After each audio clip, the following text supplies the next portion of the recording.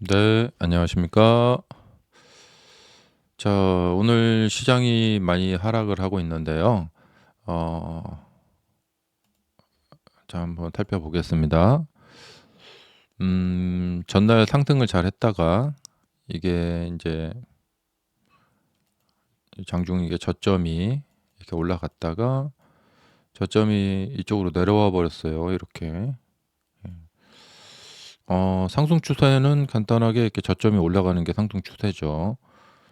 상승 후에 하락은 할 수 있어도 이 저점을 깨면 안 됩니다. 이 저점이 깨지면서 좀 하락폭이 좀 더 내려온 것 같고, 그 다음에 여기 이제 갭이 있는데, 예, 갭 저항을 받은 것 같아요. 올라가다가 갭 저항을 받고 이렇게 밀려버렸고요. 어, 그리고 테슬라에서 이렇게 어제 보면은 막 이렇게 3%뭐 여기 한 7% 정도 움직임 정도는 그냥 일반적인 이야기고, 오늘 5% 정도면 뭐 그렇게 큰 건 아니라고 봐요. 네. 그리고 어제 상승할 때 보면은 거래량이 그렇게 좀 많이 실리지 못해서 상승에 대한 좀 신뢰도가 좀 떨어졌었거든요. 그래서 추가로 상승을 하면서 이 신고가를 돌파를 하면서 거래량이 실리면 되는데, 제 어제 영상에서 이 상승이 의미가 있으려면 추가 상승으로 이어져야 된다. 그런 이야기를 말씀을 드린 바가 있는데, 음, 여기서도 이제 상승하고 그다음에 이어졌으니까 이 상승이 의미가 있는 거지. 상승하고 그냥 떨어져 버리면 별 의미가 없죠. 하락도 그래요. 여기서도 보시면은 하락도 이렇게 이렇게 막 무시무시하게 이렇게 마치 더 떨어질 것처럼 이렇게 하락을 해도 이게 추가 하락으로 이어지지 않으면은 의미가 없죠. 그냥 저점 매수의 기회일 뿐이죠. 예. 자, 지금 한 달 넘게 계속해서 왔다 갔다 왔다 갔다 왔다 갔다 하고 있는데, 이번에는 그냥 바로 직상승으로 이렇게 또 올라가나 했어요. 했는데 아쉽게 됐습니다. 예. 다시 한번 이제 내려앉았고, 아직은 뭐 큰 저건 아니죠. 아직은 뭐 이렇게 되어 있으니까, 예, 아직은 요렇게 이제 지금 받쳐져 있으니까 여기서 이렇게 밀고 올라가 주면 되겠죠. 또 양봉도 붙여서 이렇게 올라가면 될 것 같고, 근데 여기가 이제 무너지게 된다. 그러면은 좀 문제가 생기겠죠. 이제 이렇게 좀 무너지고, 이제 요 라인이 제일 중요하겠죠. 예, 여기가 이렇게 무너지게 되면은 이제 큰일 나는데, 이 타이밍에 이제 주주총회 결과가 있겠죠. 예. 통과되면 그냥 뭐 당연한 거고, 만약에 통과가 안 되면 정말 100분의 1 확률로 통과가 안 되면 헉 하겠죠. 헉 놀라겠죠. 네. 그리고 나서 머스크가 난 그래도 CEO를 계속 하겠다. 예, 뭐 그런 보상안 예, 상관없이 CEO를 계속 하겠다 하면 또 이제 상관없고요. 화가 나서 나는 머스크 이제 CEO 계속 할지를 내가 고민해 봐야겠다 이렇게 되면은 또 문제가 되겠죠. 예. 그다음에 지금 테슬라 상황에서는 뭐 예전에 보면 막 이렇게 뭐 엄청나게 떨어지는 경우가 있는데, 한 4%이 정도는 뭐 그렇게 큰 건 아니고, 자, 뭐 이 정도인데, 예. 그리고 이제 이게 지금 전체 시장 투심이 지금 흔들리고 있어요. 예. 그러니까 어떤 실적이 안 좋아서 떨어지는 거 그런 거보다는 심리적으로, 음, 그러니까 그동안 사실 내심 많이 올랐잖아. 예, 이런 와중에서 내심 그런 생각이 있었죠. 근데 이제 이게 떨어지니까 같이 팔자. 이렇게 투심이 안 좋아진 거죠. 투자 심리가. 그냥 뭐 원일이 터진 게 아니라, 어, 이제 이쯤 됐으면 이제 많이 벌었으니까 좀 떨어지는데 같이 팔아야 될 것 같다. 잘못하면 고점이 될지도 모르겠다. 뭐 그런 거죠. 근데 뭐 이런 하락은 다시 살려놓으면 그만입니다. 예. 살려놓으면 그만이고, 이게 추가로 이제 투심 악화로 떨어지게 되면은 이제 심리적 이제 그 하락이 나올 것이고, 거기서 이제 뭔가 이제 추가되면은 이제 그 좀 추가로 하락을 하겠죠. 음, 자, 비트코인도 제가 저번에 한번 말씀드렸는데, 이게 차트를 보면서 이 비트코인 지금 차트를 보시면은, 자, 이게 뭐 추세가 이렇게 보이시죠? 이렇게 추세가 있는데, 어, 뭐 지난번에도 이렇게 조정했다가 또 올라갔잖아요. 예. 여기도 뭐 이렇게 조정했다가 또 올라가면 그만이에요. 근데 이 라인이 장기간에 걸친 이 라인이 깨져버린다. 이쪽으로 깨져버린다. 그럼 반등 후 다시 밀릴 가능성이 있어요. 음. 그래서 이제 이런 식의 이제 큰 폭의 이제 조정이 이렇게 되는 거죠. 그리고 이제 밑에 공간이 워낙에 크고 그렇기 때문에 지금 여기서 이제 그동안 수익이 많이 나신 분들이 이제 더 떨어지기 전에 한번 털자. 좀 더 신중하신 분들은 좀 더 내려오는 거 보고 이제 아마 매도를 하실 것 같고, 어, 자, 이더리움 같은 경우에는 이제 이 라인이 깨진 지가 꽤 됐죠. 예, 이 라인이 깨진 지가 뭐 여기서 이미 이제 깨졌고 1차로 다 깨졌고 추가 이제 하락을 하고 있고요. 오늘 뉴스 보니까 이제 이더리움이 이제 해킹당했다고 하더라고요. 그러니까 이 금융 쪽에서는 이 안전 이게 아주 중요하죠. 예. 우리가 은행에 돈을 맡겨놓는 이유는 예, 안전하기 때문에 그렇죠. 예.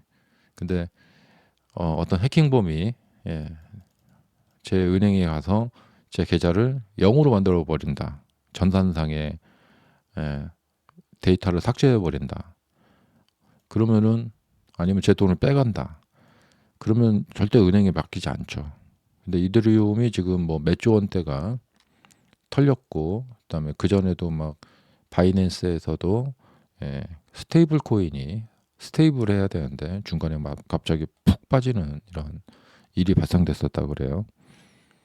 그리고 사실 뭐 코인 쪽의 해킹은 이거 뭐 어제 오늘의 일도 아니죠. 그리고 규모 자체도 뭐 몇천억씩이고 뭐 늘상 있는 일이죠. 이게 뭐 그렇게 크게 새로울 일은 아닙니다. 예. 그러니까 저는 코인 하시는 분들이 그동안 해킹 뉴스가 정말 많았잖아요. 그럼에도 불구하고 코인이 안전하다 자꾸 이렇게 주장을 하시는데 언제 내 돈이 털릴지는 알 수가 없는 거죠. 네. 근데 사실 해킹 뉴스는 뭐 예전에 뭐 북한 쪽에서도 뭐 코인 뭐 해킹한다 뭐 그런 얘기도 있었고, 근데 이게 설마 내 코인이 털릴까? 이제 이렇게 이제 설마 이러고 있는 거죠. 음.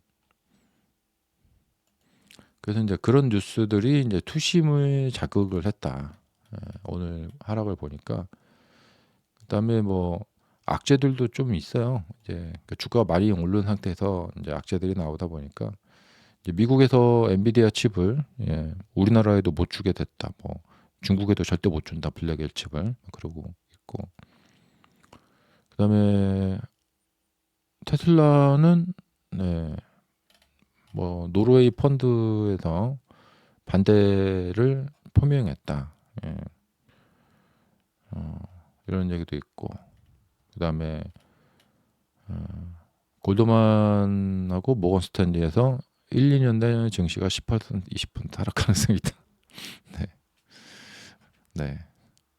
이런 얘기는 진짜 제 얘기가 뭐냐면 이런 어떤 권위 있는 기관들이나 권위 있는 사람들에 대해서 제가 뭐 비웃는 듯한 이런 뉘앙스로 들리실 수가 있겠지만 꼭 그렇게 들으실 건 아니에요. 음. 그러니까 권위가 있는 사람들이나 이런 사람들을 제가 뭐 미워하는 것도 아니고 싫어하는 것도 아니고 그냥 팩트를 보자는 거죠. 이 이야기 자체가 뭐냐면 이런 이야기는 정말 초등학생들도 할 수 있는 이야기죠. 음. 사실 이 나스닥 차트를 보면은 네. 이 차트를 보면은 이 앞으로 1-2년 내에 10% 20% 정도 하락이 있을 거다는 얘기는 누구나 할 수 있는 이야기죠. 네. 근데 참 저런 뉴스가 올라오는 것도 그러니까 이런 이야기가 올라오는 것도 참 이상하고 이걸 기사로 쓰는 것 자체도 좀 이상합니다. 네. 좀 더 이런 이제 권위가 있는 기관이라면은 좀 더 인제 내용이 있고 좀 심도가 있는 이야기를 해 줘야겠죠. 그러니까 제가 인제 가끔 인제 이런 쪽을 보고 이제 광대라고 하죠. 예. 나중에 참 이 광대들한테 놀아난 나의 모습을 돌이켜 보면은 참 기가 차죠. 예.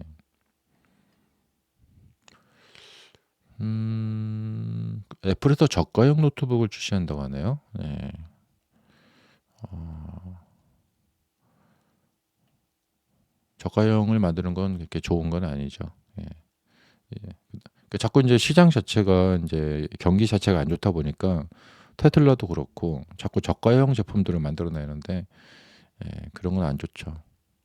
좀 이렇게 새로운 거, 좀 고가라도 좀 새로운 거 고런 쪽으로 가야 되겠고 정부 셧다운이 다시 또 부결이 됐다고 이렇게 인제 자꾸 인제 시장에 인제 이런 좀 찜찜한 뉴스들이 자꾸 나오다 보니까 안 좋죠. 마이크 버리가 엔비디아하고 팔란티어에 공매도를 했다. 그 기사도 투심을 많이 자극을 인제 안 좋게 자극을 하는 것 같아요. 자 그래서 이거 뭐 어쩌겠어요. 인제 뭐 우리 주식의 인제 숙명인데 주가가 많이 오르기만 하면은 예 이 조정이 이렇게 들어오게 되는데요. 예 작년에도 이렇게 좀 오르면 이렇게 음봉 나오죠. 또 이렇게 음봉 나오고 그래서 참 어쩔 수가 없어요. 지금 보시면 이 올해 인제 상승하는 과정에서 음봉다운 음봉 자체가 없어요. 예. 이 주봉의 10선을 깨는 것 자체가 없어요.